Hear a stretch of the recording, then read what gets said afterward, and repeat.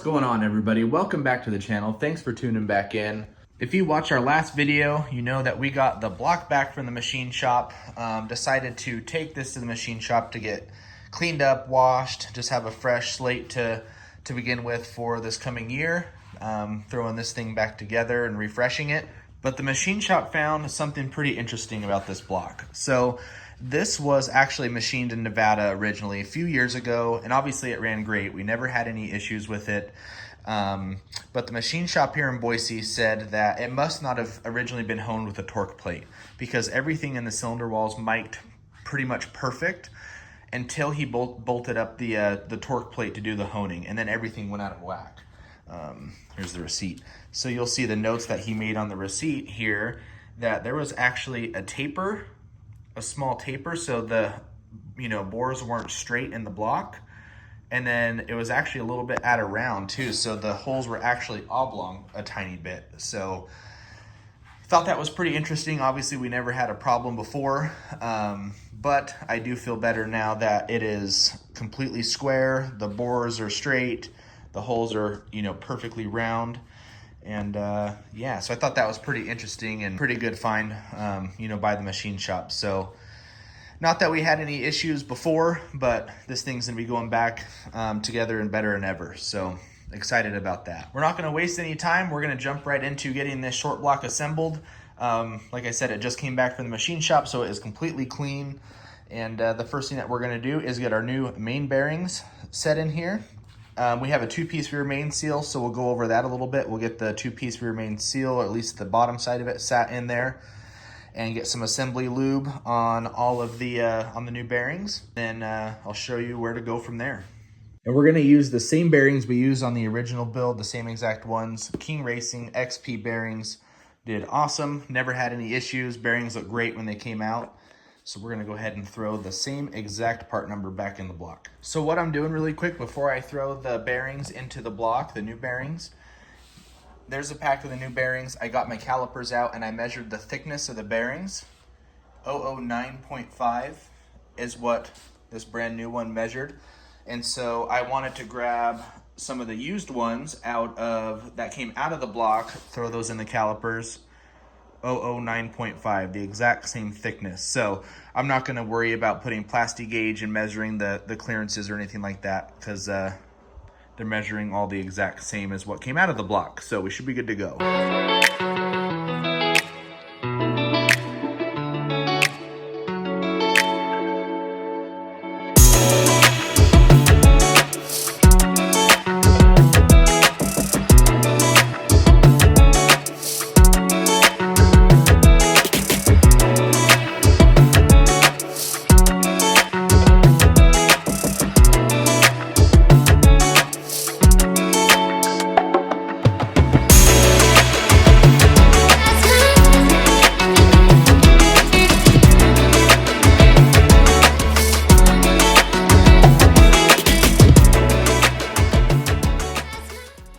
Got the crank back in, or at least set in there right now. Got assembly lube on all of the main bearings down there. Made sure that it's spinning freely, nice and easy. Have about 3/8 of an inch on this rear main seal protruding through. So we're gonna do that exact same thing, but on the opposite side on the rear main cap that's over there. We'll put a small dab of RTV is what the instructions say for this rear main seal on just the side that protrudes. That way there's just a little bit of sealant when it connects. a little bit of sealant on the outside of the cap right here, and on the outside edges, I guess, of the cap. And we are using ARP main cap bolts, so I'm gonna clean up all these bolts. We'll put some ARP lube on here, and then also ARP lube on both sides of the washer and on the bottom side of the head. And then obviously we'll put the main cap bearings in, do the same thing, put some assembly lube on those, get the caps kind of zipped on there, and then we'll do a special torque pattern. I think those go to 70 foot-pounds. I have the original bolt box that has the directions in there, so we'll get the exact torque measurement of what those need to be torqued down to. But we're cruising right along.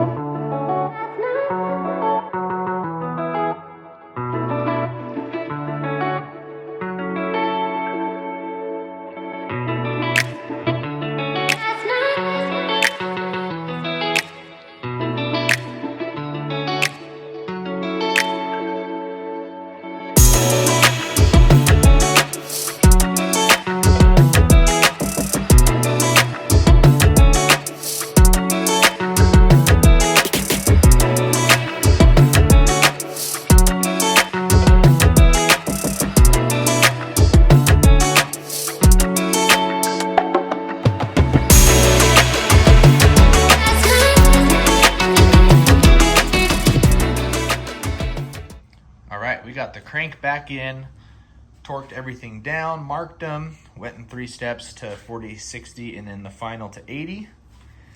Everything feels really good, nice and smooth.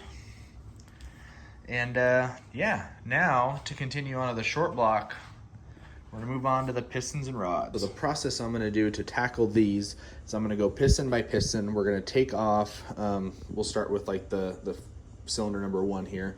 We'll take off the piston rings, get the new rings, casing rings out, go ahead and gap those in the number 1 cylinder, and then put them on the number 1 piston and rod.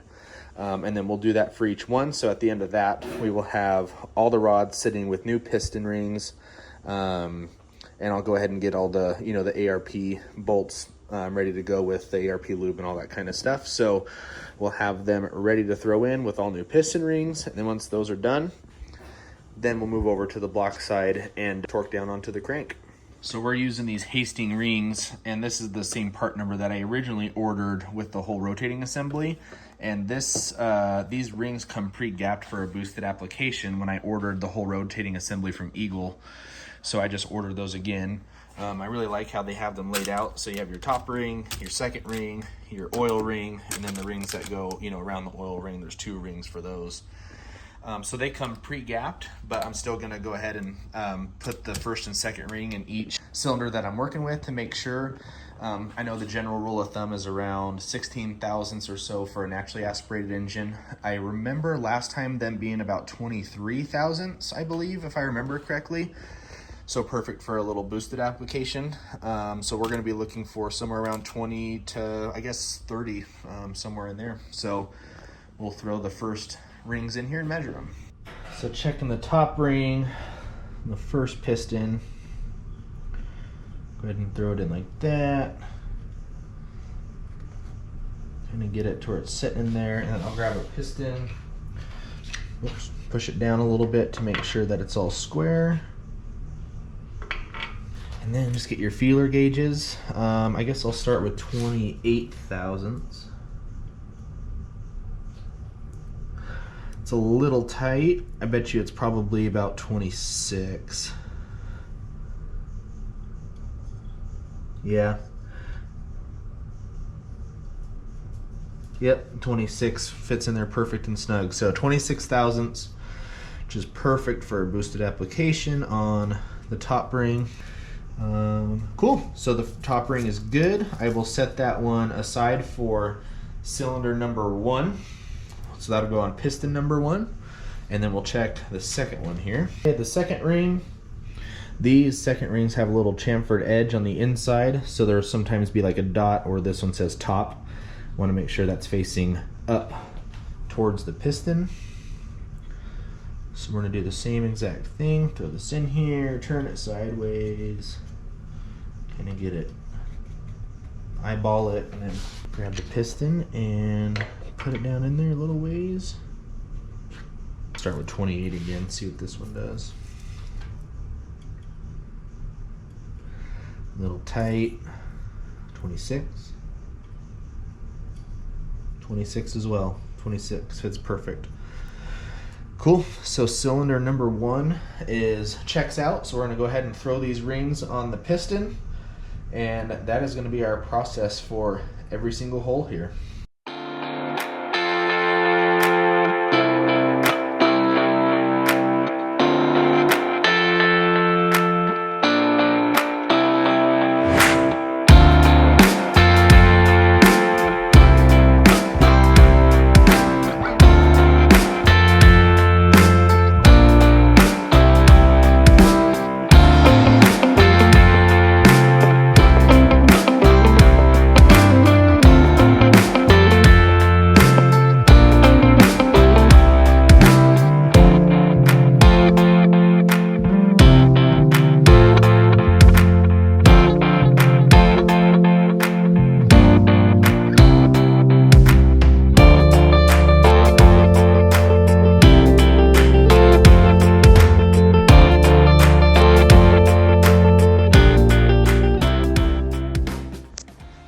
Halfway done with the piston rings. First one's over there, but 1, 3, 5, 7 are all cleaned up, have new piston rings on them, measured.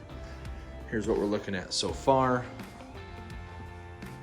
26 for the first one, 25s, 28 thousandths, 27 thousandths. So all right where I thought they would be. Now we're gonna go ahead and start on the other side. Okay, piston rings are ready to go. Here is what the bottom ended up looking like. 29, 26, 26, and 29 thousandths. So happy with all of those.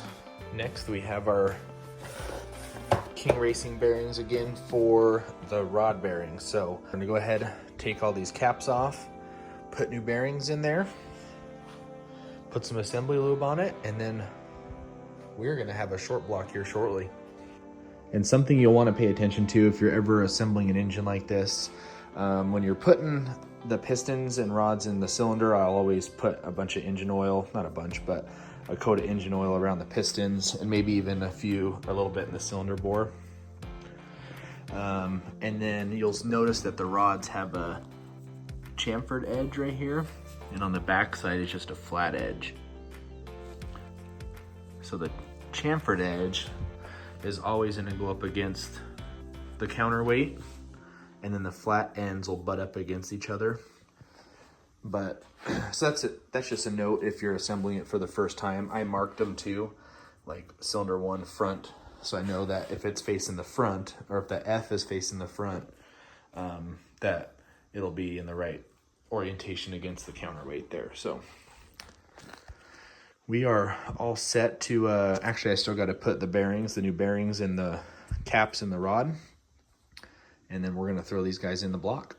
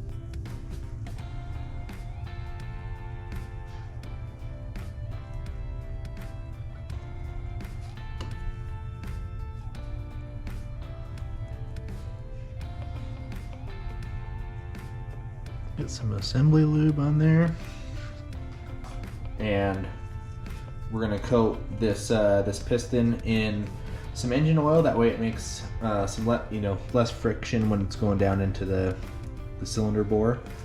And I'm just gonna double check as well that you don't want any of like your ring gaps lining up. So I kind of use spots around the piston as a landmark. So I got the top ring on this icon logo. The second ring, move over to this icon logo. Use the wrist pin hole for the top part of the third ring. The other side for the bottom part of the this bottom third ring, and then the oil ring is at this 030 mark. Carefully set this in there. And I'll go under here and I'll reach up in and kind of guide the rod so it's not, scraping down the cylinder wall or comes in contact with the crank when we're tapping this piston in.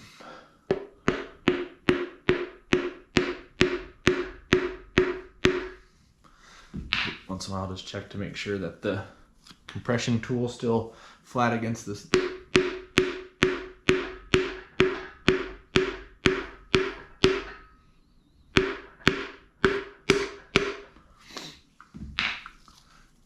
Again.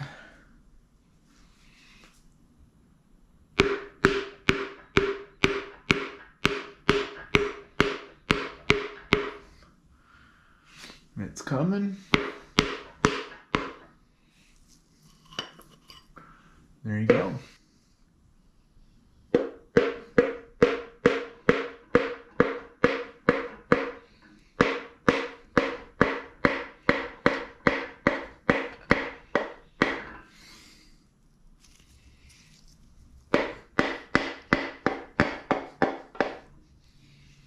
Now that number one's in there, roll this over. You can see where the rod met the crank. It's sitting on there. Then the cap can go on.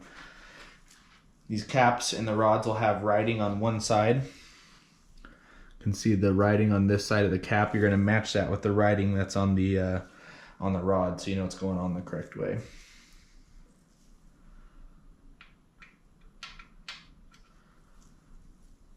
And I have assembly lube on this side as well.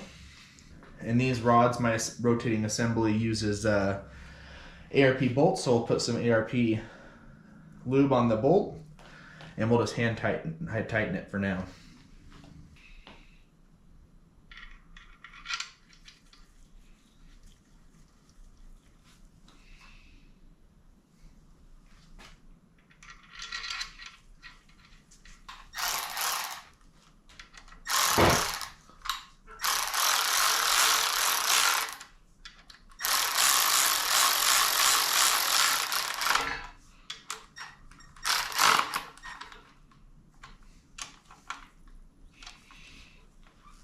And that's cylinder number one in.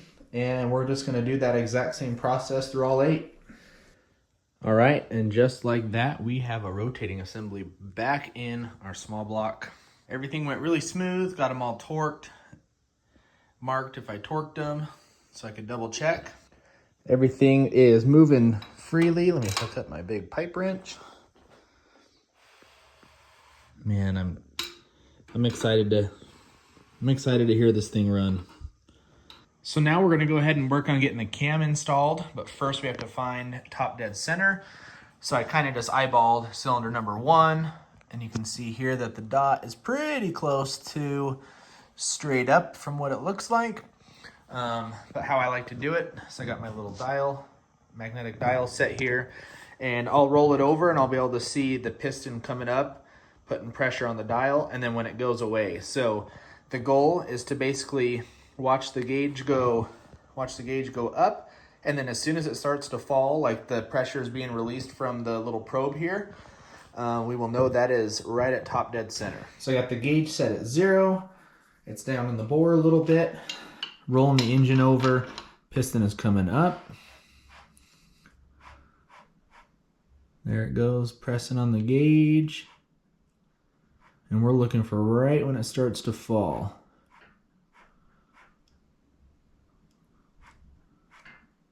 About right there. Roll it back a little bit. Should put some more pressure on it. Right there. Go back the other way. That's where it starts to fall. Let's go back a tiny bit.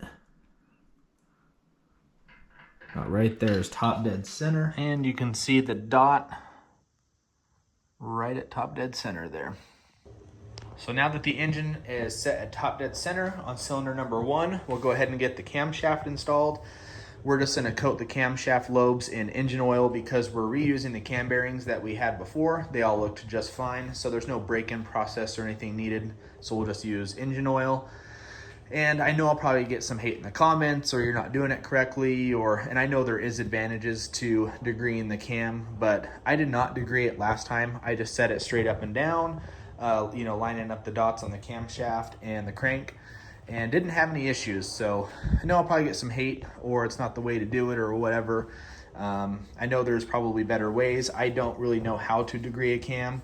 I need to research that more, and I know there are benefits to it, but I'm not worried about any slight advance or retard in the camshaft. So we're just gonna set it in straight up and down.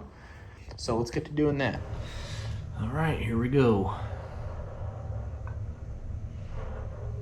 Nice and gentle, obviously. So you're not scratching the cam bearings when you're going in.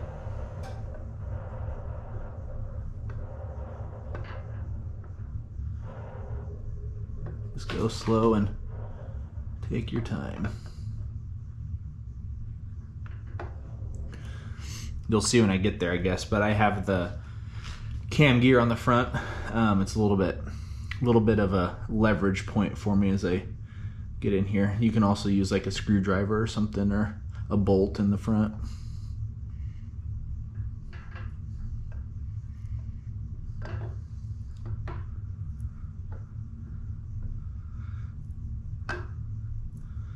Need some leverage on these last ones.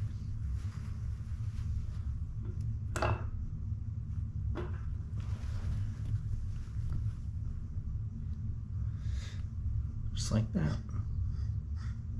All right, we ordered a brand new Comp Cams timing chain. They're only like 30, 40 bucks, so it's totally worth changing if you're ever in this far. So got the brand new timing chain on. Timing dots are lined up. Now all we got to do is flip this thing over, put the pan on, put the front timing cover on, and the short block is complete. All right, guys, got the timing cover bolted on, got the pan on and torqued down with our thick one-piece gasket, and our short block is complete. I want to thank Super Clean for sending us a box of goodies. They actually supplied all of the degreaser that we would need to clean all of the parts on this engine teardown. So really appreciate those guys. Make sure you go check them out. They're in all your major retailers like Lowe's, AutoZone, O'Reilly's, Walmart, all that kind of stuff, and their products are awesome. So check them out. And of course, I have to thank all you guys as well. This wouldn't be possible without all of you guys. Appreciate you guys supporting the channel, following along through this off season as we refresh the small block. And yeah, thank you for liking, subscribing, and we'll continue to pump out the content. Oh, what's up, dog? But anyway, appreciate you guys. We'll catch you in the next video.